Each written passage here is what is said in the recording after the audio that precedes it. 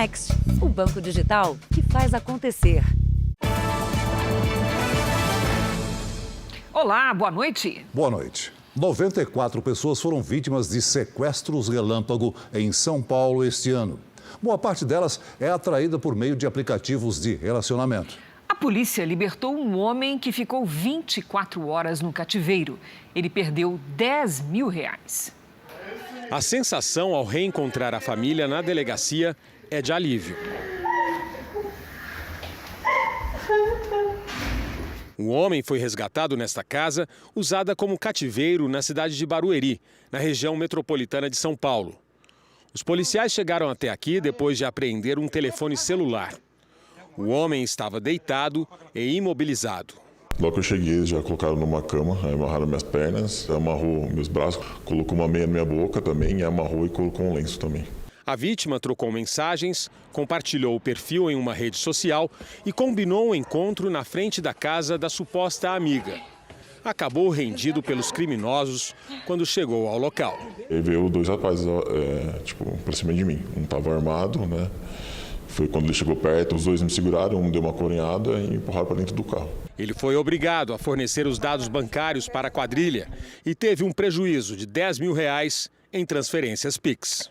Segundo dados da Delegacia Antissequestro, este ano já foram registrados em São Paulo 94 sequestros relâmpago. 80 foram esclarecidos e mais de 200 sequestradores foram presos.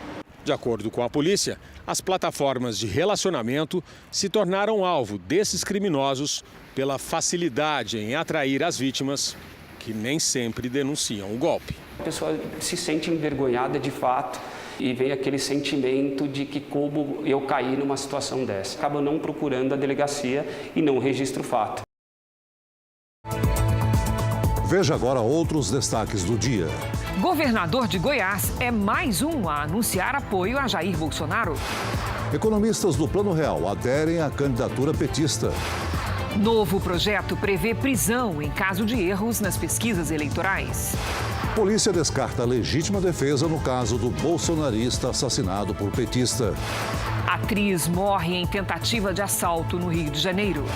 Caixa anuncia programa que facilita pagamento de dívida para 4 milhões de pessoas e empresas.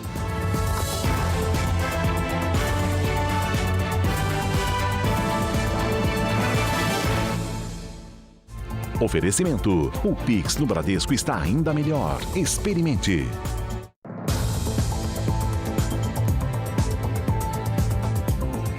Golpistas fizeram centenas de vítimas usando dados de uma loja física para falsas vendas de eletrônicos e eletrodomésticos pela internet. As vítimas pagaram pelos produtos e depois foram bloqueadas pelos supostos vendedores.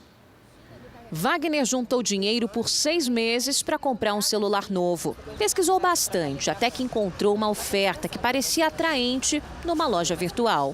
Tinha um atrativo de 10% de desconto no Pix, foi pago pelo Pix, né? Foi pago no nome de uma empresa, não no nome de pessoa física, então tudo certinho. A promessa era de entrega em até 15 dias, mas um mês depois do prazo, ele só recebeu a suposta nota fiscal, um prejuízo de quase R$6 mil. Agora acho que procurar loja física, né? Eu acho que vai ser mais garantido você ver, ter na mão e comprar. O site da loja virtual está desativado e coleciona queixas de consumidores numa plataforma de reclamações. O Alex é mais um deles. Comprou pela internet um fogão, pagou à vista via Pix, mas nunca recebeu.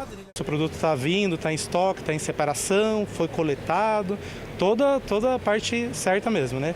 E sempre está em contato pelo WhatsApp, por e-mail e sendo respondido durante muito tempo, até que depois acabou, o tempo sumiu, né? A loja de eletrodomésticos é uma empresa registrada e com endereço físico no Rio de Janeiro, mas está fechada. O telefone de contato que aparece no site está fora do ar.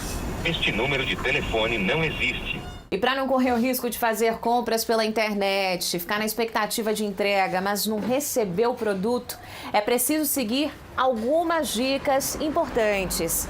Não use redes públicas de internet para realizar a compra. Procure sites de empresas já conhecidas no mercado. Se a oferta estiver muito mais barata do que a média, desconfie. Sites que fornecem Pix ou boletos, eu não recomendo que o consumidor faça qualquer aquisição. Porque quando se trata do Pix ou ainda do boleto bancário, é quase impossível conseguir buscar a restituição daquela quantia que o consumidor pagou. 6 mulheres foram presas no Rio de Janeiro suspeitas de participação numa rede de exploração infantil. Segundo a polícia, elas obrigavam crianças e adolescentes a pedir dinheiro na zona sul da cidade. Você jogar de futebol para chuteira é dinheiro, porque tem trabalho, é muito caro. Os sonhos são de crianças que perderam a infância.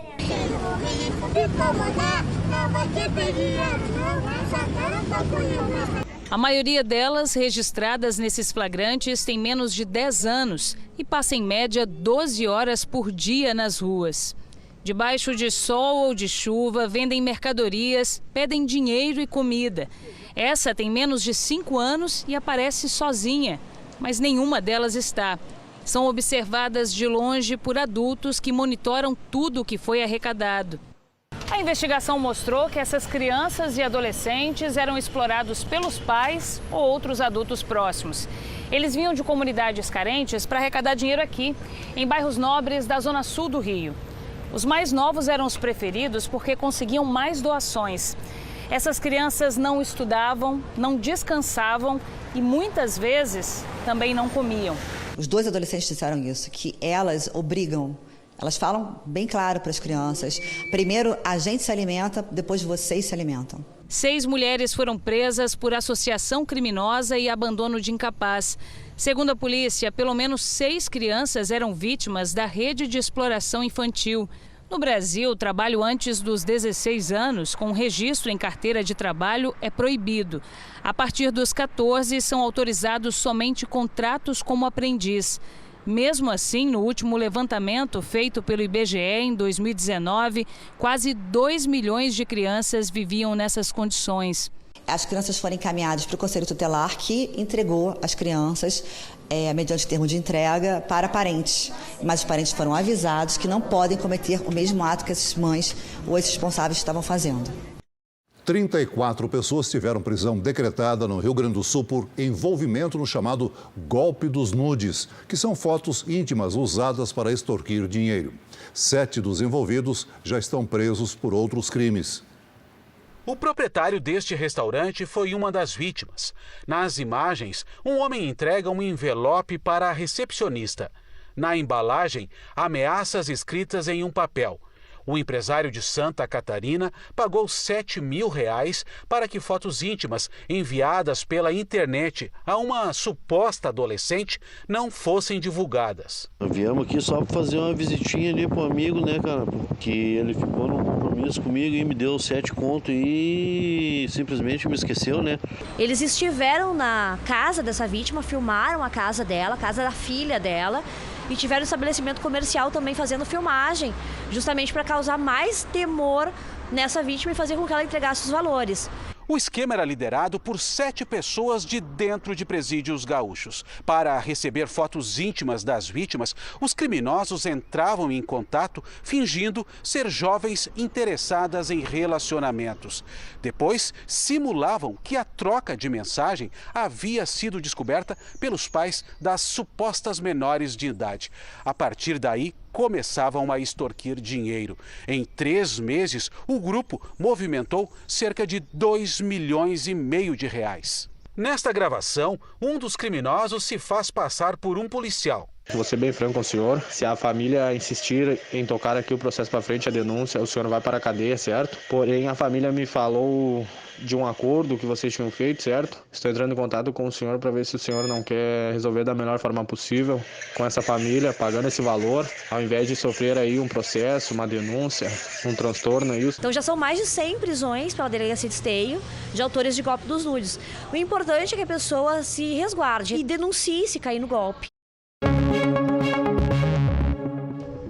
No Rio de Janeiro, um motorista em um carro de luxo foi surpreendido por assaltantes quando estacionava em uma rua da Zona Oeste. As imagens mostram 2 criminosos que saem de um outro veículo. Eles ameaçam a vítima, que não reage, e em seguida sai de cena.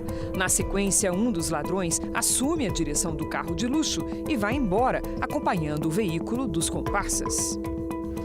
A Rússia disparou 7 foguetes contra a cidade de Zaporízhia, numa das regiões anexadas pelo país no sul da Ucrânia. Ao menos 2 pessoas morreram e 8 ficaram feridas, incluindo uma criança.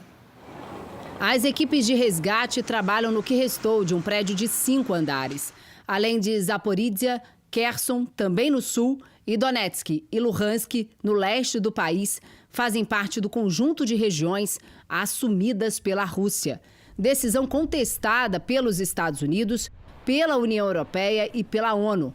Na prática, o exército russo não teria controle real dessas localidades, já que partes delas foram retomadas pelos ucranianos. Zaporízhia também é o centro de uma disputa por controle atômico. Após Vladimir Putin nacionalizar a maior usina nuclear da Europa, a agência da ONU responsável por tratar do tema anunciou que vai visitar Kiev e Moscou. O objetivo é criar uma zona livre de bombardeios no entorno do local, controlado pelos russos desde março. Hoje, 44 líderes europeus se reuniram em Praga, na República Tcheca, para discutir a segurança do continente. O presidente da Ucrânia, Volodymyr Zelensky, participou do encontro por videoconferência. Já a Rússia ficou de fora. A União Europeia também anunciou um 8º pacote de sanções contra Moscou. As medidas afetam o mercado marítimo de petróleo russo, uma tentativa de atingir a economia do país e enfraquecer as capacidades militares de Moscou. Investigações da polícia sueca indicam que os vazamentos no gasoduto que leva combustível da Rússia para a Europa foram causados por explosões. De acordo com o relatório, há indícios de sabotagem, mas não foram apontados os autores. 4 pontos de vazamento foram identificados no gasoduto Nord Stream, 2 na Suécia e 2 na Dinamarca, que também apura o caso. A Rússia negou ter qualquer relação com os danos. O gasoduto foi alvo de sanções por causa da guerra da Ucrânia. O governo federal enviou o pedido formal de adesão do Brasil à Organização para a Cooperação e o Desenvolvimento Econômico, a OCDE. O grupo reúne 38 dos países mais ricos do mundo. De Brasília, nosso colega Luiz Fara Monteiro tem os detalhes. Boa noite, Fara.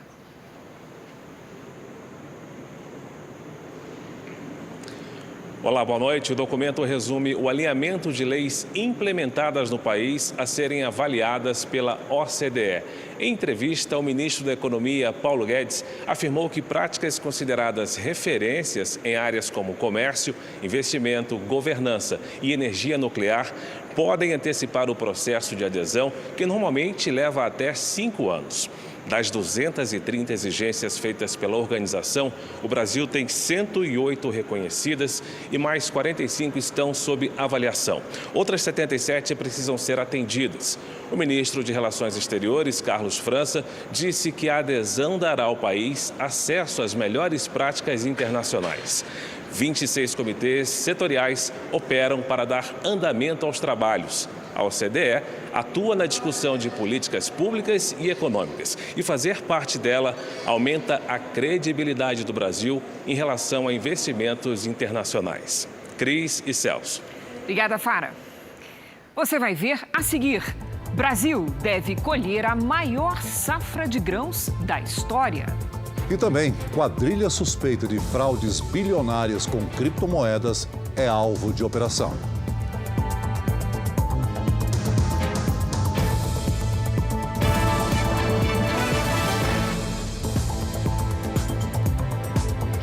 O Fundo de Garantia está com um rendimento anual abaixo da inflação. Mas será que dá para melhorar isso?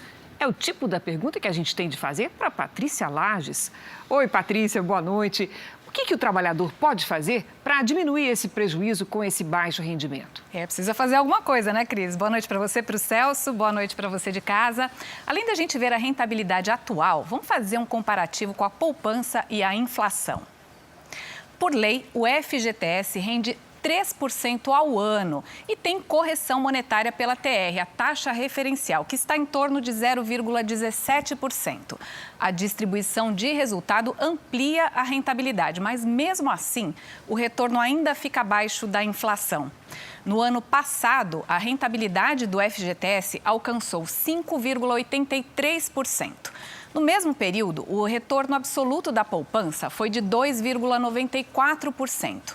Apesar do FGTS ter ganhado da poupança, a inflação foi bem mais alta, ficando em 10,06%. É essa diferença que reduz o poder de compra do FGTS. Mas, Pati, essa taxa de rendimento é estabelecida por lei, né? Ainda assim, dá para fazer alguma coisa? Dá sim, Cris. Olha, o rendimento não pode ser alterado, mas o índice de correção pode sim. O trabalhador pode entrar com uma ação revisional do FGTS, pedindo que a TR seja substituída por um índice mais vantajoso, como, por exemplo, o IGPM ou o IPCA, que são indicadores que acompanham a inflação. Com essa ação, a correção pode ser aplicada sobre todos os depósitos feitos nos últimos 30 anos, não só sobre os depósitos futuros. Existe uma ação aguardando julgamento no Supremo Tribunal Federal para que esse índice seja mudado automaticamente para todos os trabalhadores. Porém, provavelmente essa decisão vai valer para depósitos futuros, ou seja, ela pode não valer para o saldo que já está na conta. Por isso é interessante entrar com a ação revisional do FGTS antes da definição do STF. Para quem tem um bom saldo na conta, vale a pena buscar assessoria jurídica. Cris. Valeu, Pati. O Brasil caminha para registrar nesse ano uma safra recorde de grãos. Só a produção de milho deve ser 25% maior e impulsionar as exportações do produto. É do campo que brotam boas notícias. Pelas projeções do IBGE, o Brasil deve colher este ano quase 262 milhões de toneladas de grãos. É a maior safra da história. São quase 9 milhões de toneladas a mais que na última estação. Arroz, milho e soja correspondem a mais de 90% da produção do país. O Brasil continua sendo o maior produtor de soja do mundo, mas o grande destaque dessa vez é o milho. Depois de queda na última safra causada por problemas climáticos, a área plantada de milho cresceu quase 10% e a produção mais de 25%. Boa parte destinada à exportação. Tivemos perdas em países como a Argentina, os Estados Unidos não deve colher uma safra tão boa de milho e tudo isso faz com que o Brasil seja a ponta de exportação desse grão, né? Fazendo com que o nosso mercado seja bastante aquecido. A gente não pode esquecer da Ucrânia, né? Que devido a estar no confronto, ele não consegue fazer suas exportações. De todas as regiões brasileiras, a única que teve queda é o Sul, justamente por causa da seca que atingiu a região. Centro-Oeste, Norte, Sudeste e Nordeste devem ter alta acima de 10%. Para a próxima safra, que está começando agora, a estimativa é que a produção brasileira ultrapasse 300 milhões de toneladas, principalmente pelo aumento da área plantada na chamada Nova Fronteira Agrícola, formada por terras de estados como Tocantins, Maranhão, Piauí e Bahia. Carlos é produtor rural. Está otimista. O produtor está preparado, máquinas no campo e agora é esperar a chuva, na época adequada para um bom desenvolvimento do milho. Desde o início da primavera, a chuva é destaque na previsão do tempo. O que muda é a intensidade e também a região atingida. Vamos conversar com a Lidiane Sayuri. Olá, Lid, boa noite. Essa chuva vai ajudar, pelo menos, a melhorar a condição dos reservatórios de abastecimento? Parcialmente, Cris. Boa noite para você. Oi, Celso, boa noite. Uma ótima noite para todos que nos acompanham. Olha, em relação ao mesmo período do ano passado, o reservatório do Descoberto, no Distrito Federal, é o único que apresenta queda. Mas a partir de agora, a chuva deve ser mais persistente por lá e esse índice pode aumentar. No Castanhão, Ceará, o volume mais que dobrou. E no Cantareira, aqui em São Paulo, apesar de um aumento tímido, a situação ainda é de alerta, já que tivemos o pior agosto dos últimos 7 anos. Pelo satélite, observamos nuvens carregadas no centro-sul do país. Nesta sexta-feira, uma frente fria e um ciclone podem causar temporais, com risco de granizo no norte de São Paulo, em Minas Gerais, Goiás, Mato Grosso e em Rondônia. Ventania desde o Rio Grande do Sul até o Espírito Santo e ressaca entre o Rio Grande do Sul e Santa Catarina. Nas áreas claras do mapa, aquele sol sem chuva. No Nordeste, chuva rápida no litoral. No oeste da Bahia, as pancadas podem vir com raios. Em Porto Alegre, 22 graus com chuva à noite. No Rio de Janeiro, chuva, raios e até 30.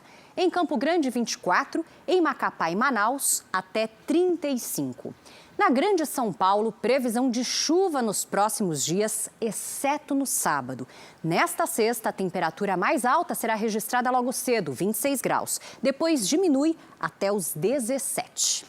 Tempo delivery para a Kátia e o Geraldo. Eles são de Salvador, Bahia. Vamos lá. Oi, Kátia, Geraldo. O sol aparece nos próximos dias e tem chance de chuva rápida apenas de manhã. Sexta e sábado com 30 graus. No domingo, faz até 29. Peça você também previsão personalizada para qualquer cidade do Brasil e do mundo pelas redes sociais com a hashtag #VocêNoJR. Cris, Celso. Obrigada, Lidy. Até amanhã, Lidy. Até. Veja a seguir. Projeto na Câmara prevê prisão em caso de erros nas pesquisas eleitorais. E também, mais de 45 toneladas de cocaína são apreendidas nas rodovias do país.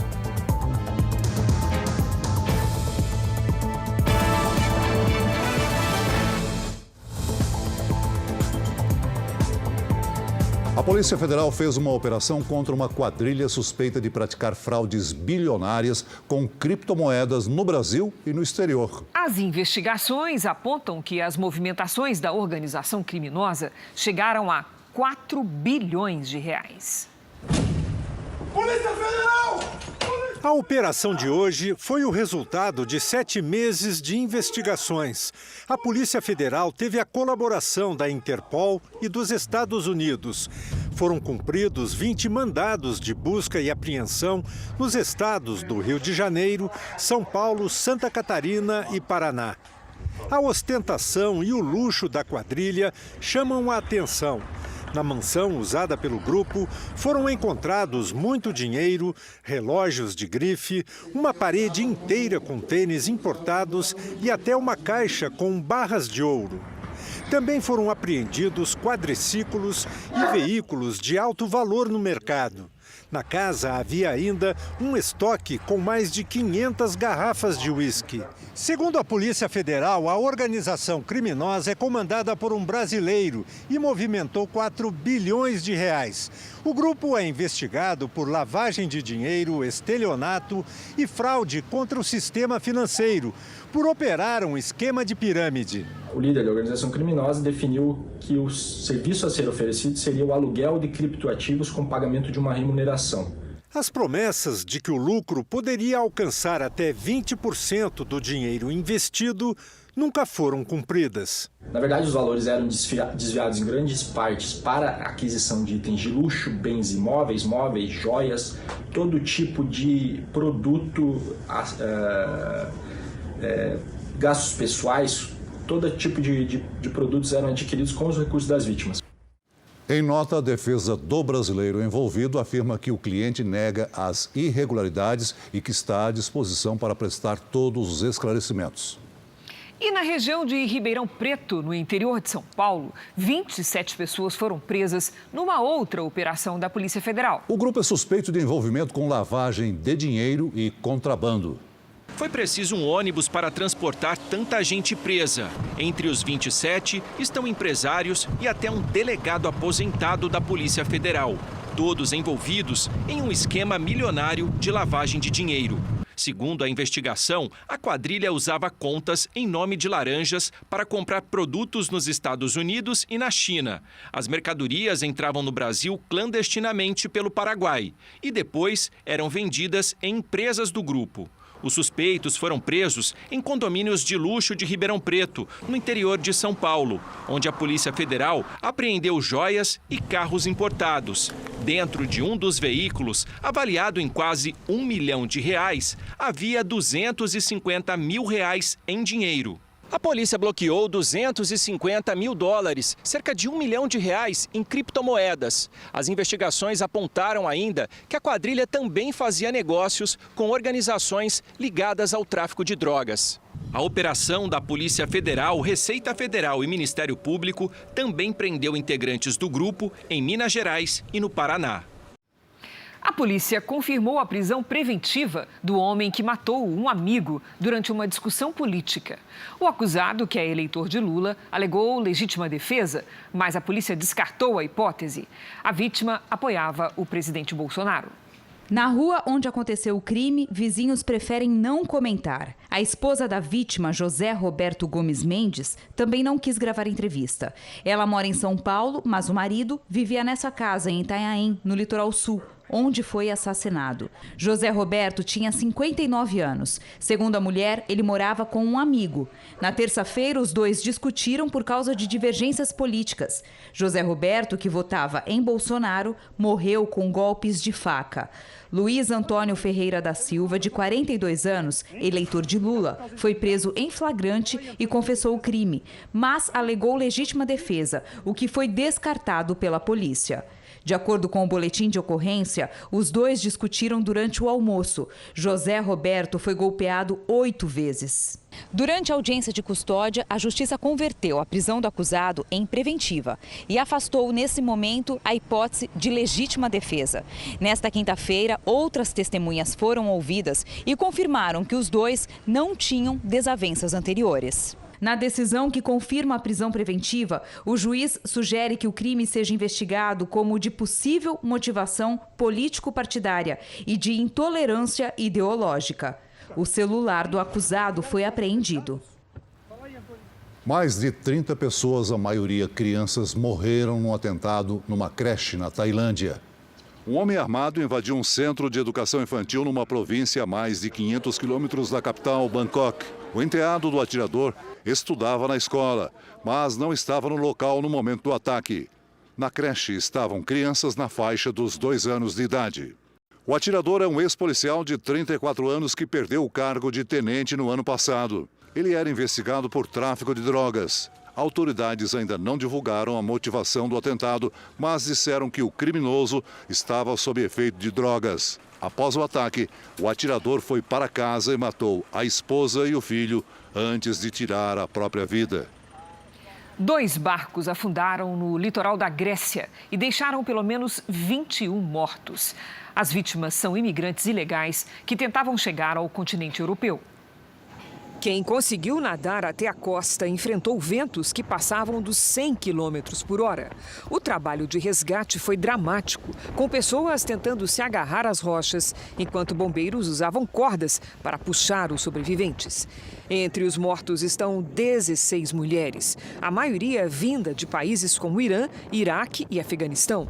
A Grécia costuma ser uma das principais portas de entrada na Europa para quem deixa o Oriente Médio.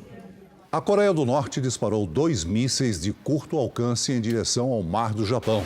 O lançamento aconteceu um dia após a Coreia do Sul e os Estados Unidos realizarem exercícios conjuntos de disparo de mísseis.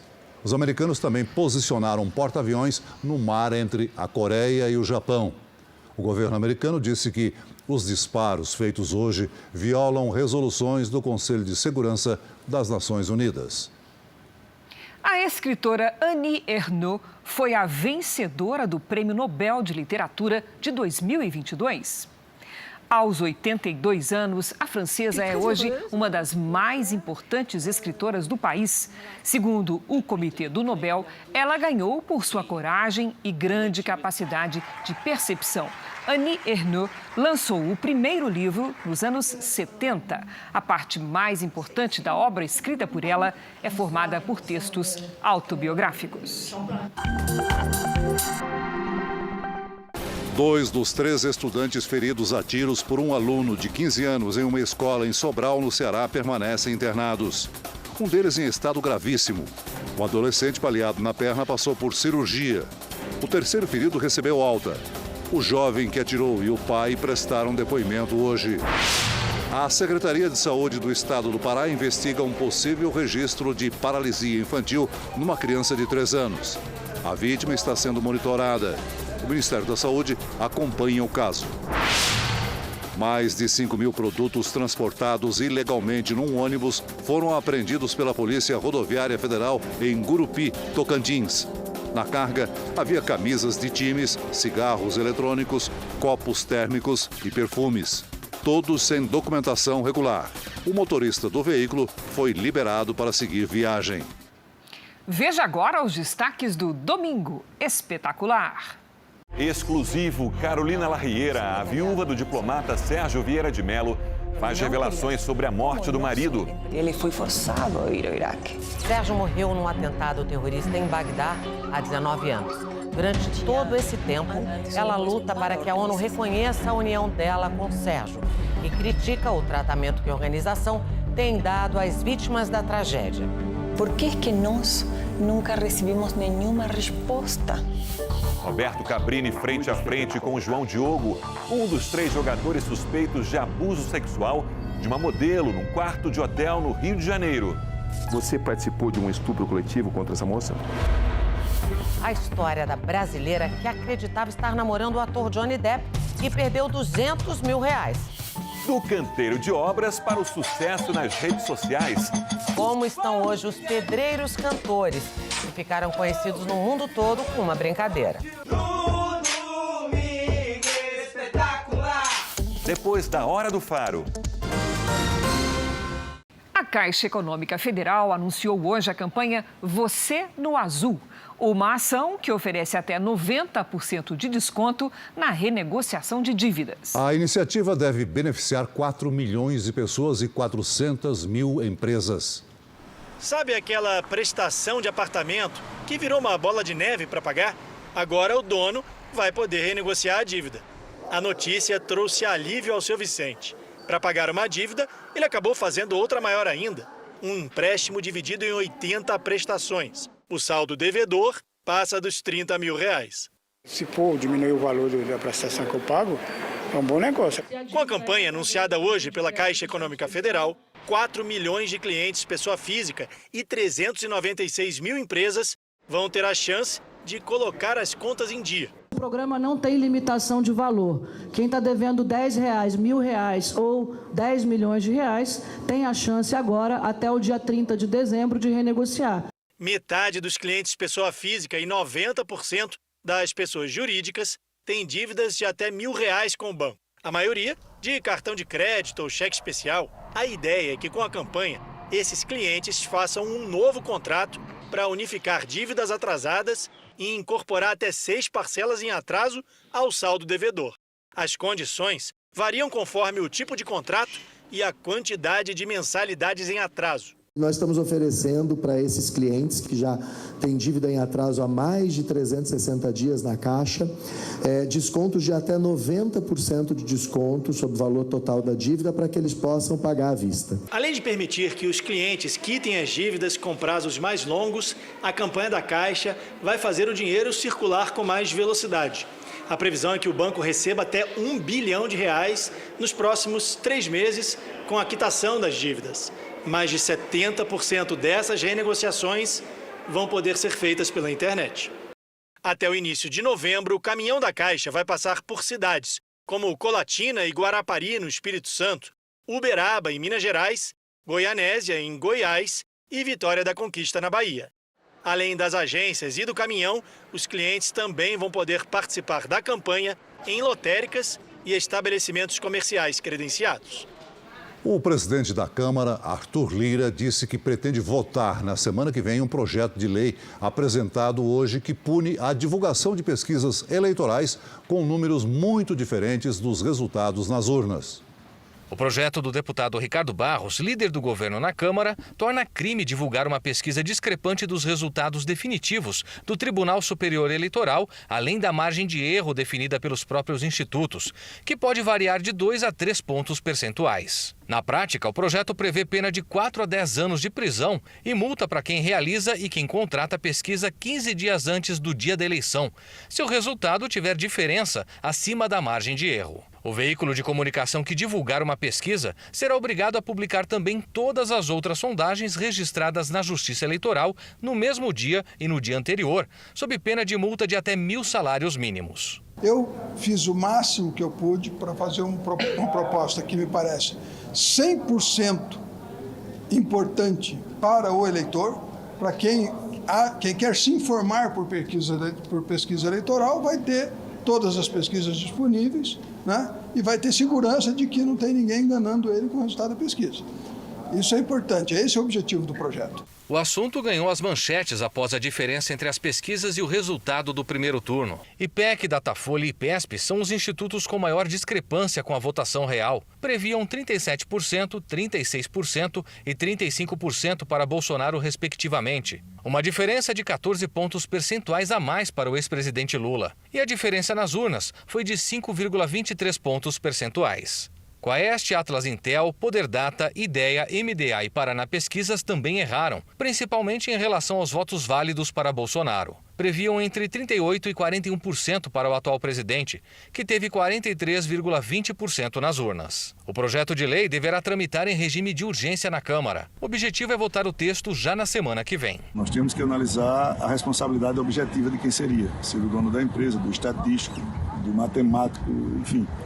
Essa discussão nós vamos fazer com muita tranquilidade, porque é um assunto fácil de ser tratado por todos os dissabores que a gente acompanha ao longo de uma vida. Não é dessa eleição ficou mais sério. Lira também afirmou que o texto a ser votado deve reunir vários projetos que tratam de organização, prevenção e prazos para que as pesquisas deixem de ser divulgadas antes das eleições, além da responsabilização civil e penal de quem realiza as amostragens.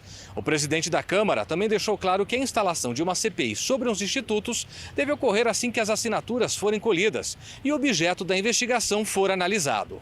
O deputado Eduardo Bolsonaro, do PL, já iniciou a coleta das 171 assinaturas necessárias para a abertura de uma CPI na Câmara. O senador Marcos Duval, do Podemos, disse que já reuniu mais assinaturas do que o mínimo necessário para a abertura da CPI no Senado. O presidente da Casa, Rodrigo Pacheco, ainda não se manifestou sobre a instauração da comissão.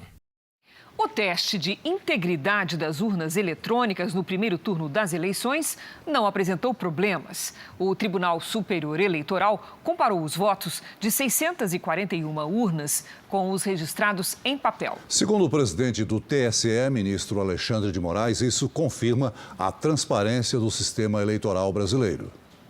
Todas as urnas conferiram os votos dados na urna com os votos dados em papel. 20 anos de absoluta lisura das urnas eletrônicas com comprovação imediata pelo teste de integridade. Eleições 2022. O presidente Jair Bolsonaro, candidato à reeleição, recebeu hoje o apoio de governadores e do presidente da Câmara. São os acordos mais recentes de aliança para o segundo turno.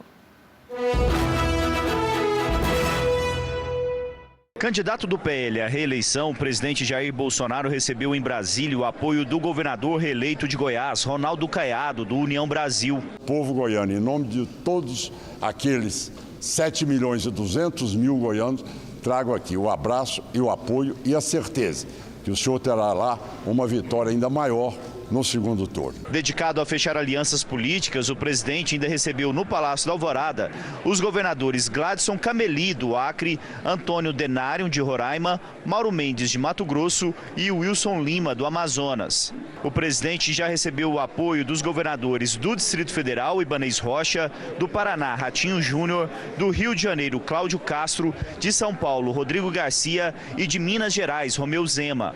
Outro apoio importante foi do presidente da Câmara Câmara dos Deputados. Arthur Lira disse que o novo Congresso foi eleito para dar continuidade ao governo Bolsonaro. O Brasil vai ter a oportunidade nesse segundo turno de escolher dois modelos bastante antagônicos.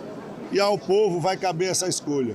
E nós pedimos a compreensão de uma maneira rebuscada, continuar afirmando: o Congresso Nacional que foi eleito pelos brasileiros, Senado e Câmara, foi feito para a permanência, a manutenção do governo Bolsonaro para os próximos 4 anos. O presidente aproveitou a onda de apoios para pedir empenho aos eleitores, já que a campanha acredita que é preciso reduzir a abstenção para conseguir a vitória. Conversem com todos e todas para buscarmos convencer as pessoas que não votaram, se abstiveram ou estão do outro lado da verdade. O nosso governo, esses parlamentares, continuam com o João 8,32. E conhecereis a verdade vos libertará. No fim da tarde, Jair Bolsonaro veio aqui para Minas Gerais para participar de um evento com a presença de governadores e empresários.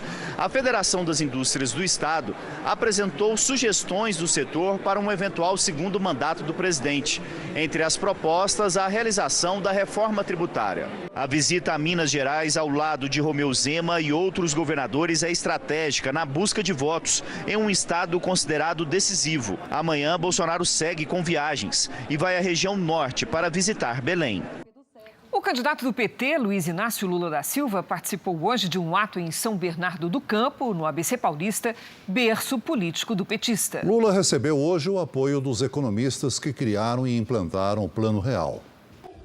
Lula, candidato pelo PT, começou o dia em São Bernardo do Campo, no Sindicato dos Metalúrgicos. Em cima de um veículo, o petista percorreu quase 2 quilômetros e acenou para os apoiadores. Ao lado do vice Geraldo Alckmin, Lula discursou. A gente quer ter o direito de trabalhar, a gente quer ter o direito de estudar, a gente quer ter o direito de tomar café, almoçar e jantar todo dia. A gente quer ter o direito de ter acesso à cultura, ao lazer. A gente quer ter o direito de ir ao cinema, de ir ao teatro. Ainda durante o comício, Lula cometeu uma gafe ao dizer que o Brasil nunca teve um governo que se preocupasse com a educação. E ontem, o meu adversário disse que eu só ganhei as eleições dele porque o povo nordestino é analfabeto. As pessoas que são analfabetas não são analfabetas por sua responsabilidade. As pessoas que são analfabetas ficaram analfabetas porque esse país nunca teve um governo que se preocupasse com a educação.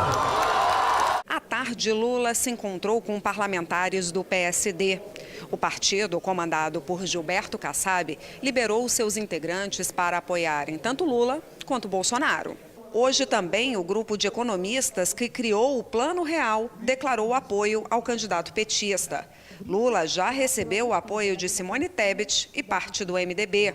O ex-presidente Fernando Henrique Cardoso e outros integrantes do PSDB também manifestaram apoio ao petista, assim como o PDT de Ciro Gomes e o União Brasil, que liberou seus parlamentares para decidir quem vão apoiar. Marina Silva, da Rede, também aderiu ao apoio a Lula.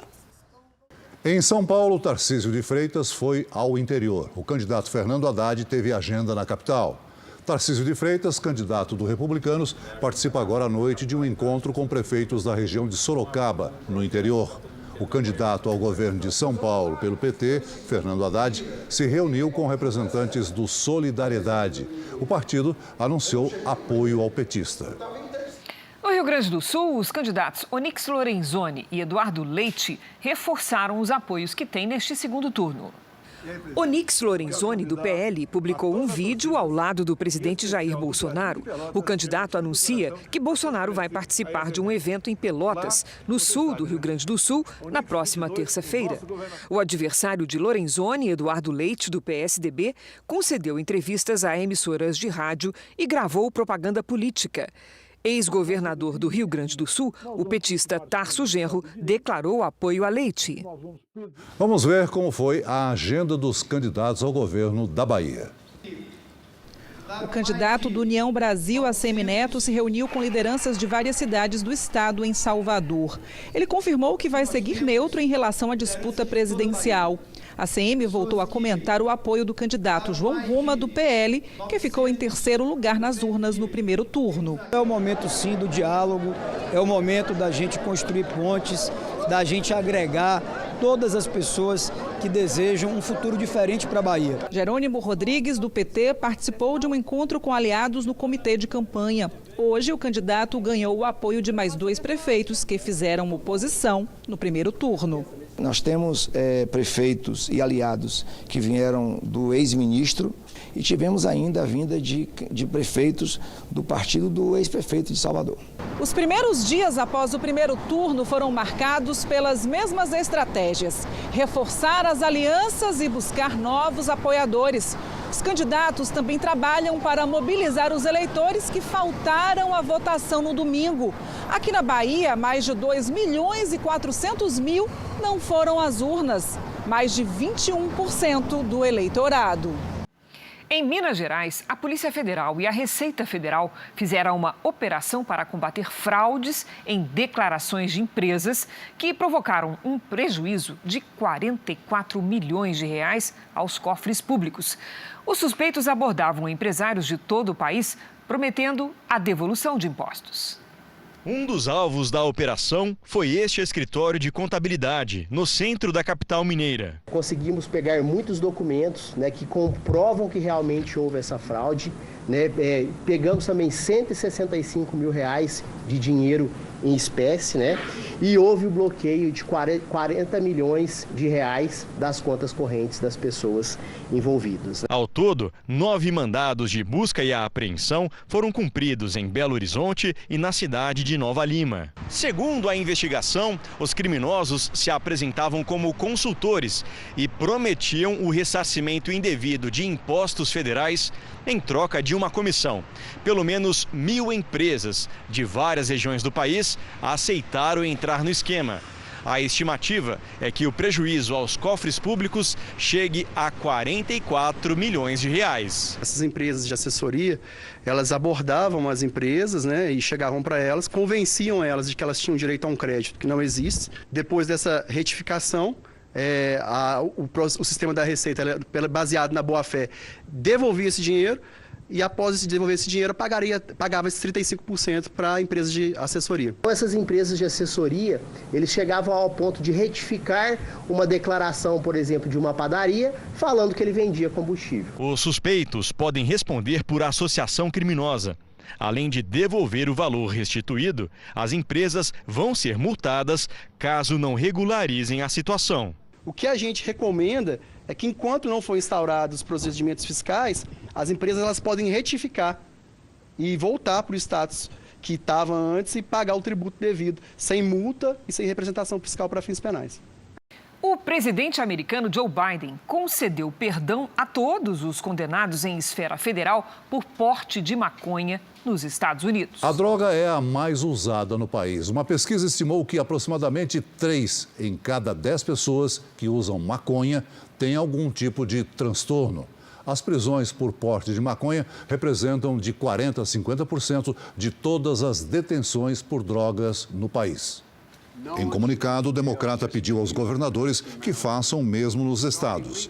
Ainda não foi divulgado um número oficial de beneficiados, mas funcionários do governo falam em mais de 6.500 pessoas. O Centro de Controle de Doenças dos Estados Unidos alerta que o uso antes dos 18 anos aumenta o risco de desenvolvimento de transtornos mentais. Autoridades do Congresso Nacional criticaram o perdão e afirmam que a atitude manda um sinal perigoso para as crianças e que Biden abusa do poder. Atualmente, nos Estados Unidos, 37 estados permitem o uso medicinal da droga. Em 19, a maconha está liberada para uso recreativo. Aqui no Brasil, a polícia procura por 2 homens que mataram uma atriz numa tentativa de assalto na zona norte do Rio de Janeiro. A vítima não obedeceu à ordem para parar e foi baleada. Câmeras de segurança gravaram o momento em que 2 homens descem de um carro branco. Eles são procurados pela morte da atriz Eliane Lorete de Campos, de 58 anos. Ela estava com uma amiga neste carro. As duas foram vítimas de uma tentativa de assalto. Um homem armado entrou na frente do carro de Eliane, que decidiu não parar. Ela levou um tiro na cabeça e bateu no poste. A dupla fugiu sem levar nada. Tiago e a esposa passavam pelo local e ajudaram a socorrer as vítimas. Ele conta que os criminosos continuaram circulando pela região, mesmo após a tentativa de assalto. Depois saíram andando. Outras pessoas que chegaram depois falaram que viram eles passando, andando pela outra rua. O batalhão da área saiu ainda atrás, mas pelo visto não conseguiu pegar, né? A morte de Eliane não é um caso isolado. Segundo um levantamento feito pela Polícia Civil, o número de homicídios dolosos, quando há a intenção de matar, nesta região, na zona norte do Rio, teve um aumento de 175% de janeiro a agosto deste ano, em comparação ao mesmo período de 2021. A polícia faz buscas no bairro e colhe o depoimento de testemunhas. Os investigadores também vão analisar imagens de circuitos de segurança. A Polícia Rodoviária Federal registrou um aumento no número de apreensões de cocaína nas estradas do país. As operações ocorrem a toda hora e com diversas formas de abordagem. A Polícia Rodoviária Federal mapeou as rotas mais usadas pelos traficantes. Eles entram com a cocaína no Brasil, principalmente pelo Centro-Oeste. Mas, neste ano, uma outra região entrou na mira da investigação, o Nordeste. O Nordeste ele é um mercado consumidor forte de drogas também, e ele tem portos que podem eventualmente servir como escoamentos de droga para fora. Do dia 1º de janeiro até ontem, foram apreendidas 45 toneladas e meia de cocaína nas estradas federais de todo o país. É um aumento de 56% em relação ao mesmo período do ano passado, quando as apreensões foram de pouco mais de 29 toneladas. A PRF afirma que a tecnologia é cada vez mais usada no trabalho de investigação. Hoje a polícia consegue fazer um trabalho mais apurado, fazer abordagens mais assertivas e conseguir combater melhor o crime. Parte da cocaína apreendida é transformada numa das drogas mais devastadoras para os usuários, o crack. Eles também desenvolvem alguns problemas como psicose, ouve coisa, vê coisa, se amedronta o tempo todo e é um dos efeitos psiquiátricos piores que ele pode produzir. Essa edição termina aqui e à 00:30 tem mais Jornal da Record. Fique agora com o episódio especial de Reis, o encontro entre Davi e Saul. E logo após Amor Sem Igual, tem eliminação ao vivo em A Fazenda. Ótima noite para você. Boa noite.